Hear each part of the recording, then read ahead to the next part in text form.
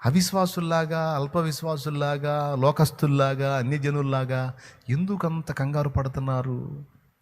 వాటిని నాకు అప్పచెప్పండి. మరి మేమేం చేయమంటాం? నా నీతిని, రాజ్యమును వెతకండి. అది పాయింట్. ఎప్పుడైతే మనం దేవుని నీతిని, దేవుని రాజ్యాన్ని వెతకడానికి, దేవుని పనిలోనికి, వర్క్లోకి ఇన్వాల్వ్ అవుతామో అప్పుడు మన బాధ్యతలు ఆయన చేతపడతాడు. నేను ప్రాక్టికల్గా అనుభవించి చెబుతున్నా. దేవుని పనిలోనికి నేను ఎప్పుడైతే ఇన్వాల్వ్ అయ్యానో, మిగిలిన పక్కన పెట్టేశానో, వాటి గురించి ఆలోచించడం మానేశాను, మొత్తం డీల్ చేశాడు దేవుడు.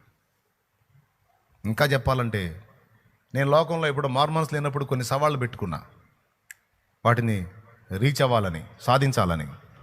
ప్రభువులోకి వచ్చినాక వదిలేశా, సవాళ్ళు లేదు, ఏం లేదు అని. కానీ ఆశ్చర్యం, నేను అనుకున్న సవాళ్ళను కూడా గెలిపించి నాకు చూపించాడు దేవుడు. నేను అడగలా అసలు ఆ సవాళ్ళు నేను రీచ్ అవ్వాలి ప్రభా, నెరవేర్చాలి నేను అని అడగను కూడా అడగల. ఇంకేం సవాళ్ళు లేనాయన, అన్ని సవాళ్ళు అయిపోయినాయి. ఇప్పుడు ఆత్మ రక్షణే సవాలుగా తీసుకున్నాను. ఇంకా నాకేం వద్దు, ఎంతవరకు ఉంచుతావు నాకు తెలియదు, ఉంచినంత వరకు 4 ఆత్మల్ని సంపాదించి నీకు అప్పచెప్పి నీ దగ్గరికి చేరతా, ఇంతే స్తోత్రం అనుకున్నా. నా సమస్యలు తీర్చడమే కాదు, సవాళ్ళను కూడా గెలిపించి, ఫలానా రోజు నువ్వు ఇలా అనుకున్నావు కదా, ఇది జరుగుతుంది చూడని చూపించాడు.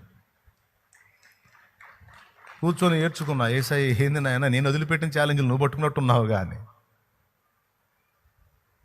మన హృదయ వాంఛలు ఎరిగిన వాడు ఆయన.